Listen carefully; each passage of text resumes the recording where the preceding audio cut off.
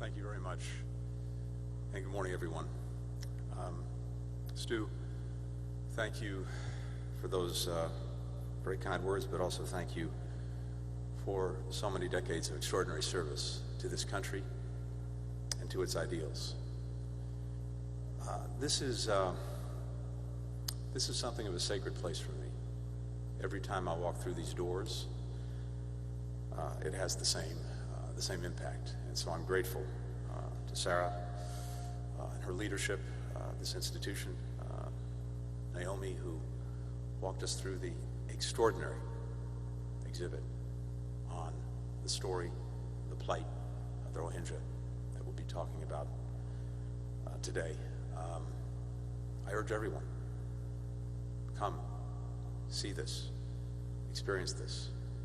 It will speak incredibly powerful to you. And to the entire team behind this essential institution, behind the exhibit, thank you for your enduring efforts to teach us the darkest parts of history and the work you're doing to strive that the past does not become prologue. It's your efforts that make this museum a living memorial. That is the incredible enduring power of this institution. One of the unsettling truths of the United States Holocaust Memorial Museum is that there's never a time I visit here when its lessons do not feel deeply resonant. But I have to tell you, I can recall a few times when that history felt so urgent, or the responsibility it imparts on all of us so pressing. As we meet, the Russian government continues to wage its unprovoked, brutal war on Ukraine. Each day brings more harrowing attacks, more innocent men, women, and children killed. That includes the 5 people who were killed in a strike on March 1st on a TV tower and the surrounding area on the outskirts of Kyiv, the same site where just over 80 years ago, 33,771 Jews were killed by the Nazis in just 2 days, Babi Yar. Ukraine is home to nearly 10,000 Holocaust survivors, including an 88-year-old woman, Natalia Bernzaya of Odessa. Here's what she said in a recent interview, and I quote, "It's hard to wrap my mind around the fact that in 1941, I had to hide in the basement of this building, and that I'm going to have to do that again now." The Kremlin has tried to justify this war by falsely claiming that it's intervening to stop genocide, abusing the term that we reserve for the gravest atrocities, disrespecting every victim of this heinous crime. Yet, even as we're working to increase international pressure on the Kremlin to end this unjustified war, we know there are many other places in the world where horrific atrocities are being committed. Over recent weeks, as I've spoken with diplomats from around the world about Ukraine, I've also heard a constant refrain. Many of them say, yes, we stand with the people of Ukraine, but we must also stand with the people suffering atrocities in other places, like Xinjiang, where the Chinese government continues to commit genocide and crimes against humanity against predominantly Muslim Uyghurs and other minority groups. Like the atrocities committed in the conflict in Ethiopia by all parties to that conflict, as well as by Eritrean forces. And like the recent flare-up in Darfur, Sudan, which raises alarming echoes of past acts of genocide by Bashir's government forces and the Janjaweed. Standing with victims of atrocities is what brings me here today. One of my responsibilities as Secretary is determining on behalf of the United States whether atrocities have been committed. It's an immense responsibility that I take very seriously, particularly given my family's history. Beyond the Holocaust, the United States has concluded that genocide was committed 7 times. Today marks the 8th, as I have determined that members of the Burmese military committed genocide and crimes against humanity against Rohingya. It's a decision that I reached based on reviewing a factual assessment and legal analysis prepared by the State Department, which included detailed documentation by a range of independent, impartial sources, including human rights organizations like Amnesty International and Human Rights Watch, as well as our own rigorous fact-finding. Among those sources was a joint report published in November 2017 by the Museum Simon Scott Center for the Prevention of Genocide and the human rights group Fortify Rights, and the museum's determination in December 2018 that there is compelling evidence that Burmese military committed crimes against humanity and genocide against Rohingya. Given the gravity of this determination, it was also important that this administration conduct its own analysis of the facts and the law.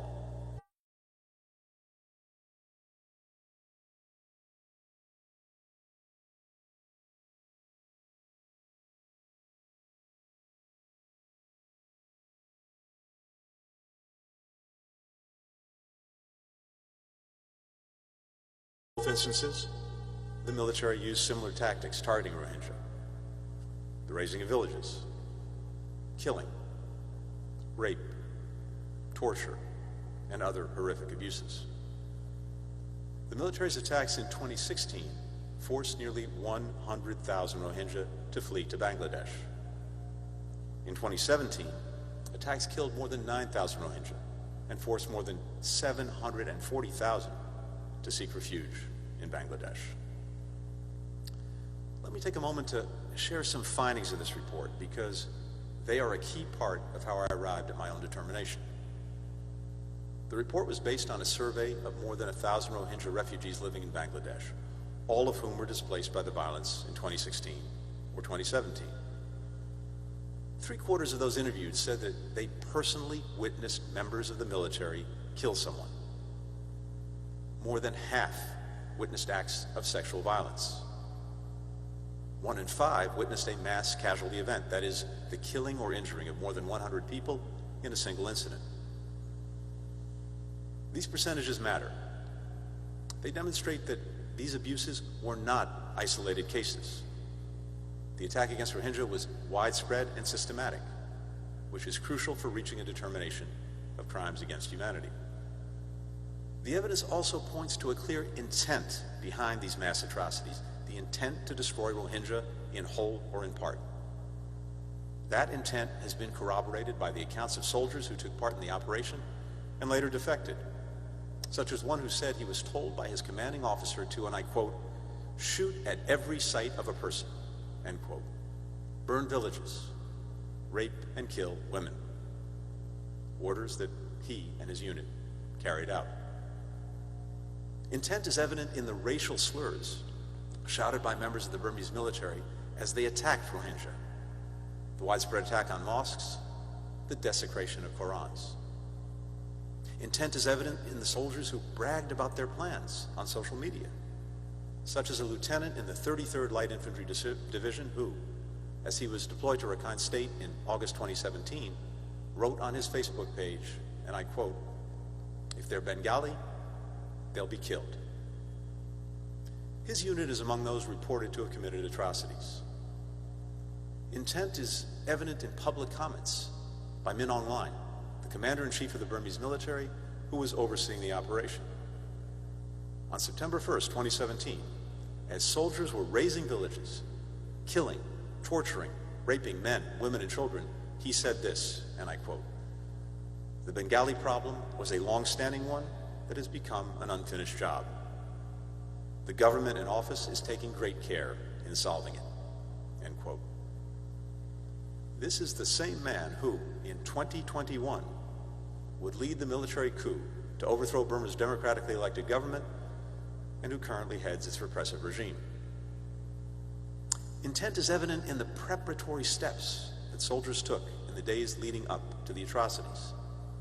In the village of Mangnu, for example, soldiers started by confiscating Rohingyas' kitchen knives and machetes.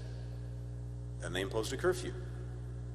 Then they tied pieces of red cloth outside the homes of Rohingya and at a local mosque.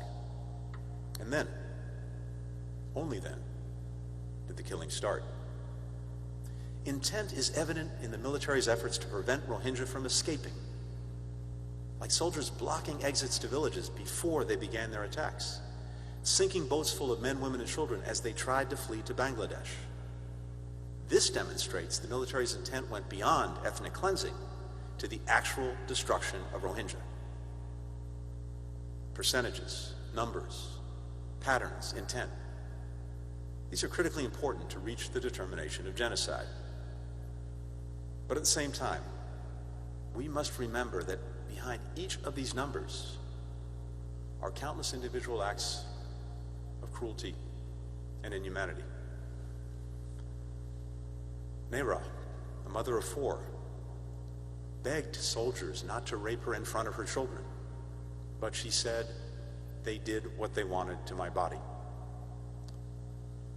Harsa's 12-year-old son was torn from her arms and forced to lie face down in front of her before soldiers began to stomp on his head and neck.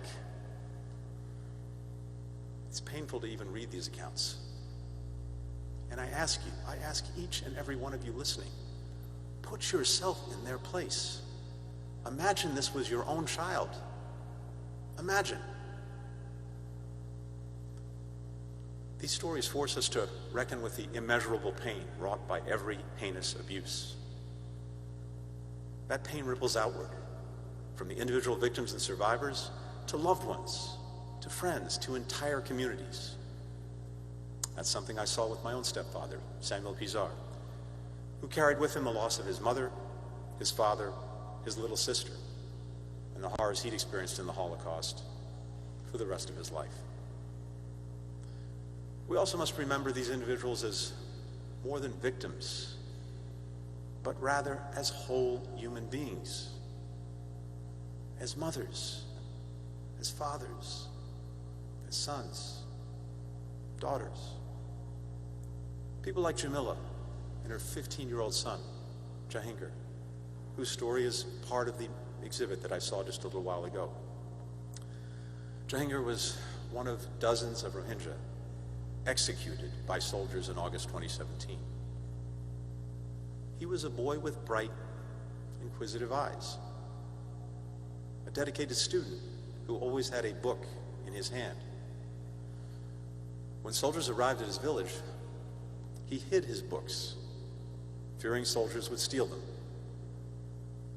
After he was killed, his mother carried those books with her as she fled to Bangladesh. She still carries them today. Jamila is one Rohingya mother who lost a child out of thousands. There's another fundamental lesson of the Holocaust Museum's powerful exhibit, which is found in its title, Burma's Path to Genocide. That's the groundwork for genocide.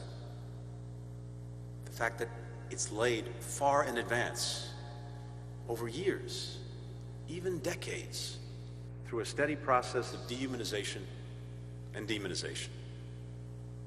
For example, tomorrow, March 22nd, is the day that the Nazis opened their first concentration camp in Dachau, just 10 miles from Munich. That occurred in 1933, a dozen years before my stepfather would be sent to that camp after his time in Majdanek and Auschwitz. The museum's exhibit that I toured shows us the long path to genocide in Burma, how Rohingya, who had been an integral part of Burma's society for generations, saw their rights, saw their citizenship methodically stripped away. In 1962, when the military staged its first coup, it canceled all Rohingya language programming on the state-run broadcasting service.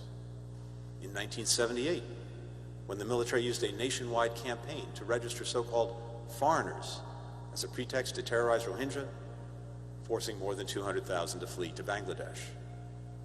In 1991, when soldiers carried out killings, rapes, massive destruction of Rohingya communities as part of the military's so-called clean and beautiful nation, driving an additional 250,000 Rohingya to Bangladesh. The path is a familiar one, mirroring in so many ways the path to the Holocaust and other genocides. We see it in the segregation of Rohingya into internally displaced persons camps in Rakhine State, the requirement that all Rohingya households register with the government. We see it in Burma's 1982 citizenship law, which effectively excluded Rohingya from citizenship and denied them full political rights. echoing the 1935 Nuremberg laws that stripped Jews of their German citizenship. We see parallels in the dehumanizing hate speech. Rohingya were compared to fleas, to thorns, to an invasive species, just as Tutsis were compared to cockroaches, and Jews to rats and parasites. Understanding the contours of this path is a core part of the Holocaust Museum's mission. It's crucial to all of us who are committed to living up to the maxim of never again. By learning the steps toward the worst atrocities, we're empowered to prevent them. And while today's determination of genocide and crimes against humanity is focused on Rohingya, it's also important to recognize that for decades, the Burmese military has committed killings, rape, and other atrocities against members of other ethnic and religious minority groups. Reports of these abuses are widespread, they're well documented, they've occurred in states across Burma. That history and the determination that we're making today are fundamental to understanding Burma's current crisis. Many of the military leaders who oversaw the genocidal campaign against Rohingya, including the general who led it, were also involved in abuses committed against other ethnic and religious minority groups. They're the same military leaders who overthrew Burma's democratically elected government on February 1st, 2021 and seized power. Since the coup, we've seen the Burmese military use many of the same tactics. Only now, the military is targeting anyone it sees as opposing or undermining its repressive rule. Student protesters, pro-democracy activists, striking workers, journalists, health workers. 22-year-old Finza Hain was a nursing student who went to protest to provide medical care to the wounded. On March 28, 2021, she was tending to 3 injured people at a protest in Moniwa when soldiers approached and shot her in the head. On December 24th, 2021, the military massacred at least 35 people, including women, children, 2 humanitarian aid workers in Kia State, and then burned their bodies. According to a doctor who examined the bodies, almost every victim's skull was fractured. Since seizing power, the military has killed more than 1,670 men, women, and children, and unjustly detained at least 12,800 more in abysmal conditions. The similarities in these atrocities underscore a fundamental truth of this museum and of history. People who are willing to commit atrocities against one group of people can swiftly be turned against another. This is the warning of the well-known poem by Martin Niemöller on the walls of this museum, which begins, as so many of us know, "First they came for the socialists, and I did not speak out." And for those who did not realize it before the coup, the brutal violence that has followed has made clear that there's no one the Burmese military won't come for. No one is safe from atrocities under its rule. And so, more people in Burma now recognize that ending this crisis, restoring the path to democracy, starts with ensuring the human rights of all people in the country, including Rohingya. The similarities also matter for the purpose of truth and accountability, something the United States has been working toward since the abuses occurred and continues to do to this day. The passage of time does not diminish this responsibility. If anything, it only makes our quest more urgent. We strongly supported the UN fact-finding mission for Myanmar, and we're doing the same for its successor, the Independent Investigative Mechanism for Myanmar, as it collects, preserves, and analyzes evidence of the most serious international crimes in Burma. We're providing a wide range of support, including information, resources. And today I can announce that we're also contributing nearly $1 million in additional funding. We've also shared information with the Gambia in connection with the case it's filed against Burma under the Genocide Convention at the International Court of Justice for the atrocities committed against Rohingya. Even as we lay the foundation for future accountability, we're also working to stop the military's ongoing atrocities, press for the release of all those unjustly detained, support the people of Burma as they strive to put the country back on the track to democracy. Alongside allies and partners, we're imposing significant costs on the leaders who bear the greatest responsibility for atrocities. We've imposed targeted sanctions on 65 individuals, including top military commanders, senior officials, their family members. We've applied sanctions or export controls on 26 entities that were either implicated in human rights abuses or generate revenue for the military and its leaders. And we prevented the regime from plundering Burma's overseas reserves. In June 2021, we led efforts at the UN General Assembly to pass a resolution calling on member states to stop the flow of arms into Burma, which 119 countries supported, and only one voted against. And in January, we joined 35 nations in calling for an end to the provision of all arms, material, and technical assistance to the Burmese military. All governments have a responsibility to keep the pressure on. A report released last month by the UN Special Rapporteur on Human Rights in Burma found that China, Russia, and Serbia have all continued to supply the regime with weapons used against civilians since the coup. We're closely working with our allies and partners in Asia, around Europe, at the G7, the United Nations, the Organization of Islamic Cooperation, to deny the regime the international access and credibility it craves. We're supporting ASEAN's efforts to end the regime's violence and seek a peaceful resolution of the crisis through its 5-point consensus. And we appreciate the work of ASEAN's Special Envoy, Cambodia's Foreign Minister, Prak Sokhonn, who arrived in Burma today for his first visit as envoy. The Foreign Minister's experience and that of his country in enduring a genocide gives crucial perspective on the issues at hand. The United States also continues to provide significant support to help meet the humanitarian needs of Rohingya and all affected by their persecution. Nearly $1.6 billion since 2017 for everything from shelter and education to specialized mental health and psychosocial support for the victims of trauma.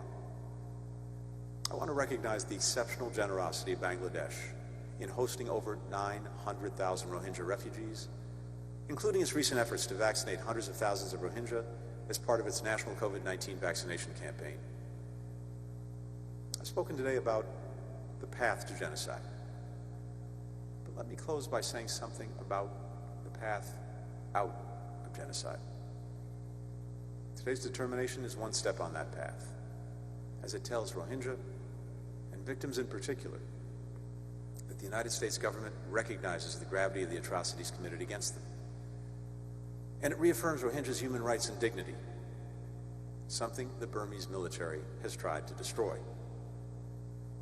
In the wake of the coup, we've seen growing solidarity with Rohingya across Burma, including an important commitment by the National Unity Government to ensure that the human rights of Rohingya and of all ethnic and religious minority groups are respected. Of course, the path out of genocide also runs through justice. And while today that justice may feel elusive, to look around this room is to get a sense of just how determined people are to end the Burmese military's decades-long impunity. And there are many of us, Rohingya activists who've dedicated their lives to defending the rights of members of their community, several of whom are here today. And thank you for being with us. Local and international human rights organizations, which have spent years documenting atrocities against Rohingya and other ethnic and religious groups in Burma. Members of the United States Congress, who've demonstrated sustained bipartisan leadership in condemning the atrocities committed against Rohingya, providing humanitarian assistance, supporting the democratic aspirations of the people of Burma. And of course, the courageous Rohingya survivors who've been willing to come forward to share their stories, to provide accounts of what they experienced.